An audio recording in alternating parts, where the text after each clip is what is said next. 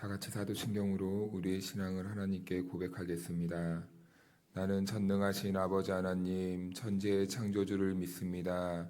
나는 그의 유일하신 아들, 우리 주 예수 그리스도를 믿습니다.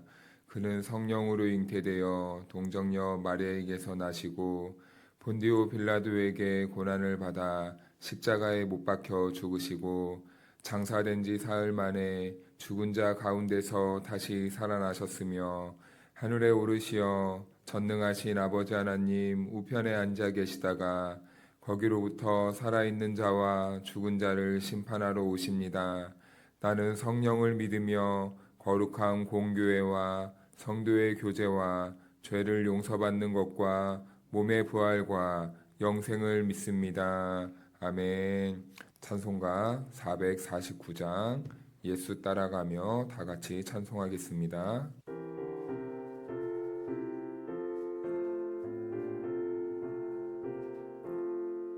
예수 따라가며 복음 순종하면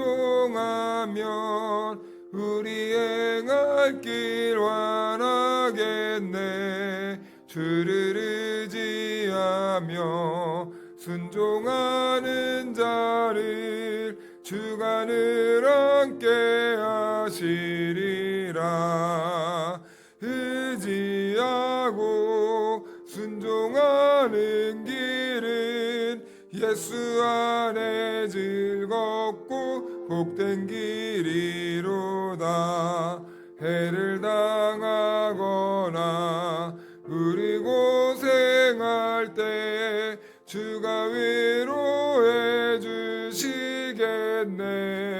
주를 의지하며 순종하는 자를 주가 안위해 주시리라. 의지하고 순종하는 길은 예수 안에 즐겁고 복된 길이로다. 남의 짐을 지고 슬픔 위로하면 주가 상급을 주시겠네. 주를 의지하며 순종하는 자를 항상 복 내려 주시리라. 의지하고 순종하는 길은 예수 안에 즐겁고 복된 길이로다. 우리 받은 것을 주께 다 드리면 우리 기쁨이 넘치겠네. 주를 의지하며 순종하는 자를 은혜 풍성케 하시리라. 의지하고 순종하는 길은 예수 안에 즐겁고 복된 길이로다. 주를 힘입어서 말씀 잘 배우고 주를 모시고 살아가세. 주를 의지하며 항상 순종하면 주가 사랑해 주시리라. 의지하고 순종하는 길은 예수 안에 즐겁고 복된 길이로다. 오늘 우리에게 주신 하나님의 말씀은 고린도전서 9장 7절에서 14절 말씀까지입니다. 누가 자기 비용으로 군 복무를 하겠느냐? 누가 포도를 심고 그 열매를 먹지 않겠느냐? 누가 양떼를 기르고 그 양떼의 젖을 먹지 않겠느냐?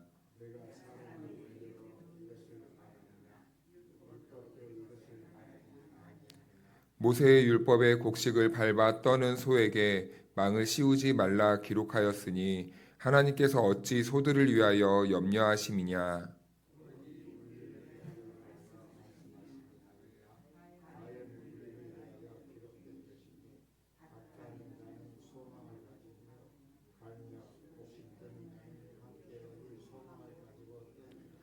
우리가 너희에게 신령한 것을 뿌렸은즉 너희의 육적인 것을 거두기로 과하다 하겠느냐.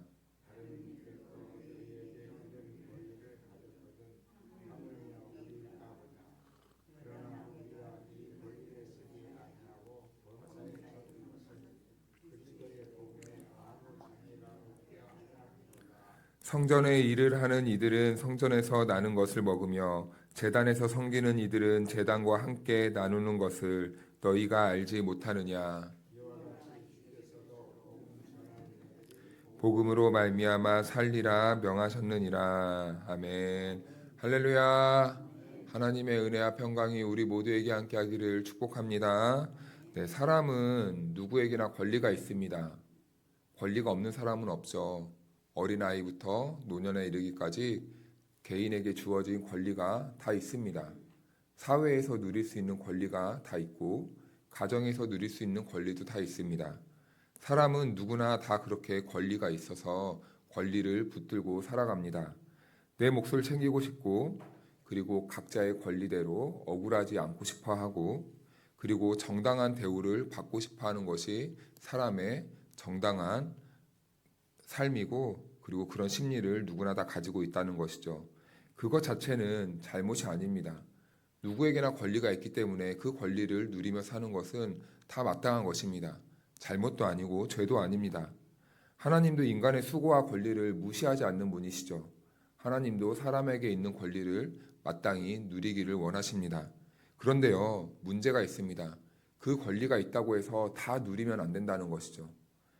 문제는 우리가 하나님을 믿는 사람으로서 나에게 주어진 그 자유의 권리를 어떻게 누리며 살 것인가에 관한 문제입니다.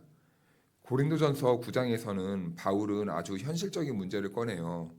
복음을 전하는 사람이 생활의 지원을 받는 것은 마땅한 것이라는 겁니다. 얼핏 보면 목회자의 생활비 이야기 같지만 사실 바울이 말하고 싶어한 오늘 말씀의 핵심은 더 깊은 의미를 가지고 있어요. 그는요, 복음을 위해 권리를 어떻게 다루어야 하는지를 이 생활비를 예를 들어서 말하고 있는 것입니다. 그래서 바울은 먼저 아주 상식적인 질문을 던지죠. 그것이 바로 7절 말씀인데요.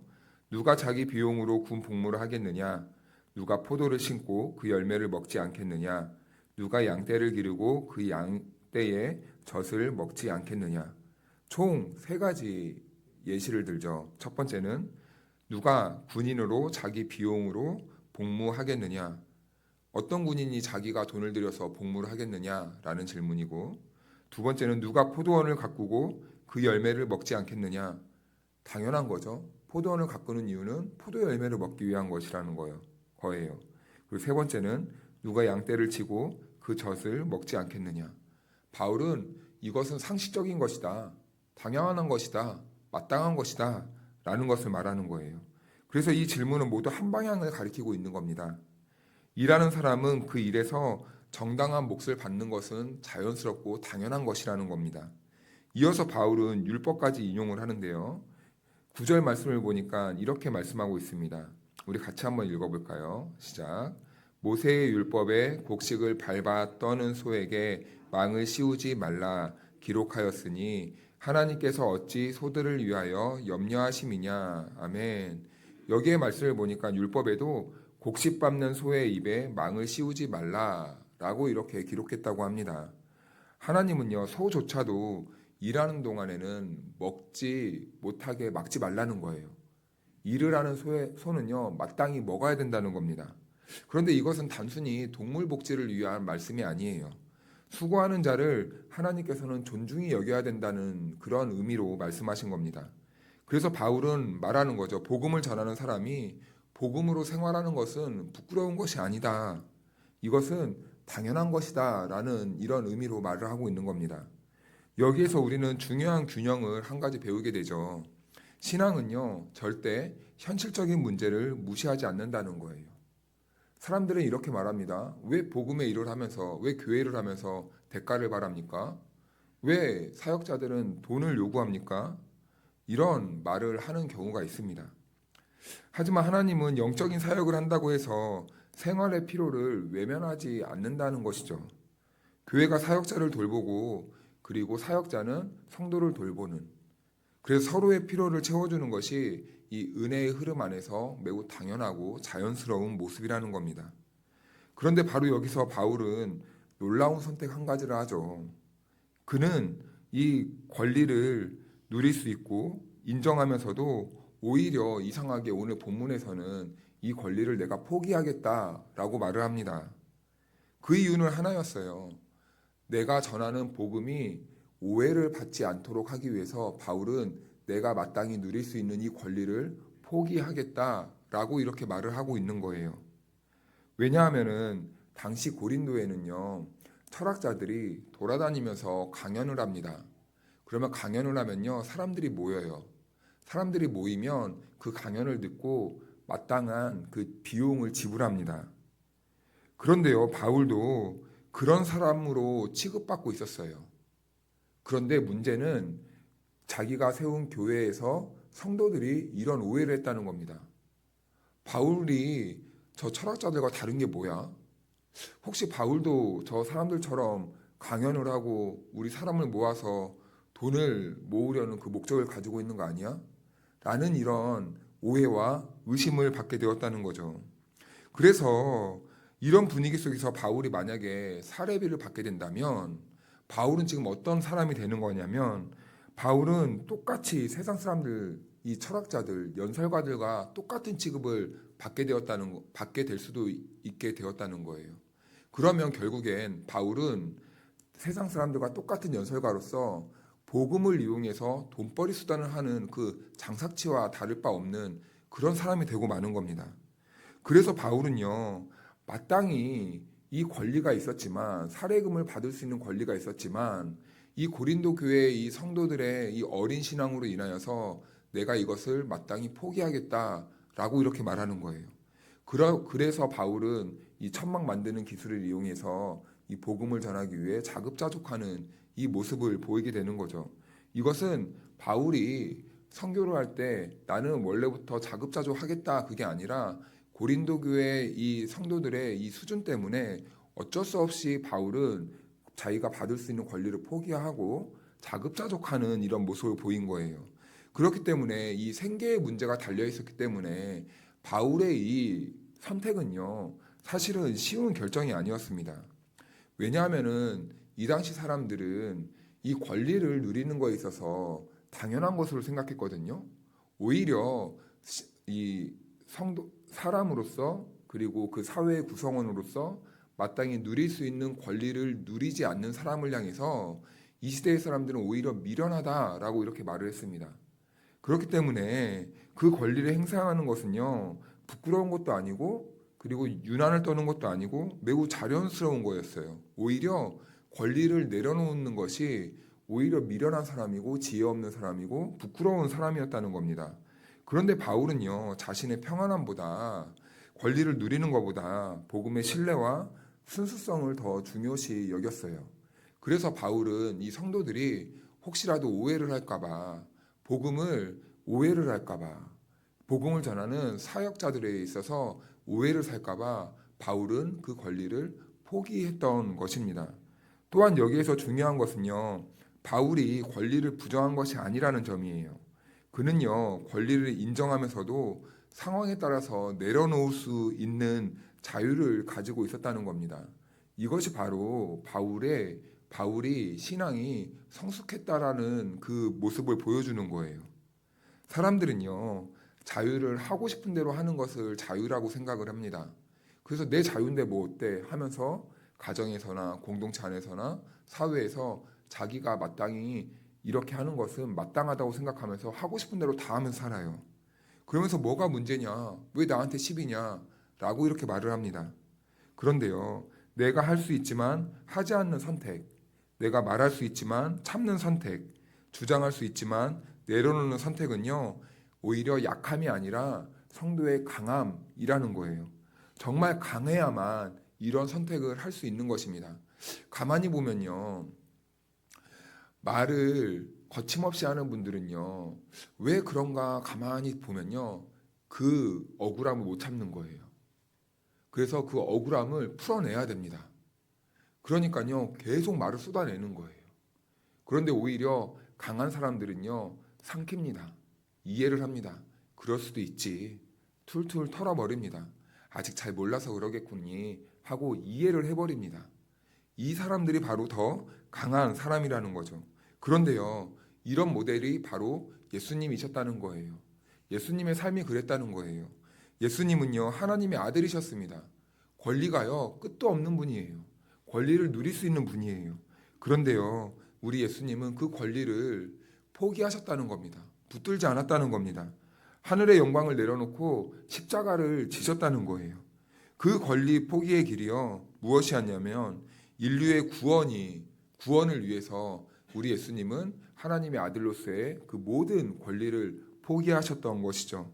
그래서요, 신앙이 깊어질수록 사람은 자기 권리에 집착하지 않는다고 합니다. 그래서 오히려 우리는 이렇게 질문하게 되죠. 이 선택이 복음을 드러내기 위한 선택인가? 아니면 복음을 가리는 선택인가? 이것이 판단 기준이 된다는 겁니다. 우리의 일상에서도 마찬가지 아니겠습니까? 가정에서나 교회에서나 그리고 우리가 사회 구성원으로서 우리는 여러 관계를 맺으며 살아갑니다. 그런데 우리는 그 안에서 마땅히 크고 작은 권리들을 주장할 수 있다는 거예요. 그러나 때로는 사랑과 덕을 위해서 한 걸음 물러서는 선택이 필요하다는 겁니다. 그때 복음은 말이 아니라 삶으로 드러나게 되는 거예요. 이것이 복음을 살아가는 성도들의 지혜로운 삶이라는 겁니다. 고린도전서 9장의 메시지는요, 그래서 단순히 이 목회자의 생활비 문제를 넘어서는 것을 다루고 있죠. 이것은 우리 모든 성도들에게 주어지는 질문입니다. 우리는 매일 그리고 오늘도 선택의 자리에서 살아갈 수밖에 없어요. 세상의 권리를 붙들며 살아갈 것인가? 아니면 복음을 위해서 세상에서 마땅히 누릴 수 있는 권리를 내가 스스로 내려놓을 것인가? 그런데 세상의 권리를 내려놓는다고 해서 우리는 마냥 손해보는 삶을 살아가는 것은 아닙니다. 그 선택 속에서 우리는 그리스도의 길을 걸어가게 되는 것이죠. 그리고 그 길에서 복음은 우리의 삶을 통해서 증명해 내는 것입니다. 이 새벽에 하나님 앞에서 우리는 다시 질문해야 봐야 됩니다. 나는 내 권리를 찾고 나는 내 권리를 지키는데 열심을 내고 있는지, 아니면 복음을 지키고 복음을 살아내기 위해 더 열심을 내고 있는지. 복음을 붙드는 사람은요, 복음을 위해 필요할 때마다 자신에게 주어진 마땅한 권리를 내려놓을 수 있게 되는 것입니다.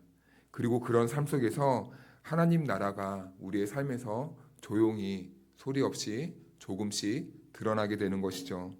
오늘도 우리에게 마땅히 권리가 있지만 복음을 위해서, 하나님의 나라를 위해서 그 자유를 복음 안에서 선택할 수 있는 저와 여러분들의 복된 삶이 될 수 있기를 주님의 이름으로 축원합니다.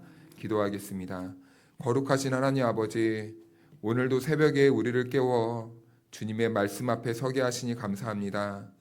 주님, 우리는 쉽게 내 권리를 붙들고 살지만 오늘 말씀을 통해 복음을 위해 나에게 주어진 권리를 내려놓는 삶이 참된 자유임을 깨닫게 하시니 감사합니다. 우리의 마음을 붙들어 주셔서 우리의 억울함보다 복음을 먼저 생각하게 하시고 내 유익보다 주님의 영광을 먼저 구하는 삶이 되게 하옵소서. 가정과 교회와 삶의 자리에서 작은 선택 하나도 복음을 드러내는 길을 택하는 믿음을 더하여 주옵소서.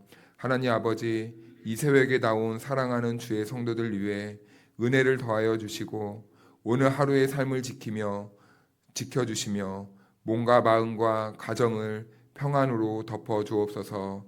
각자의 자리에서 필요한 힘과 지혜를 더하여 주시고 수고한 손길마다 하늘의 위로와 공급을 경험하게 하여 주옵소서.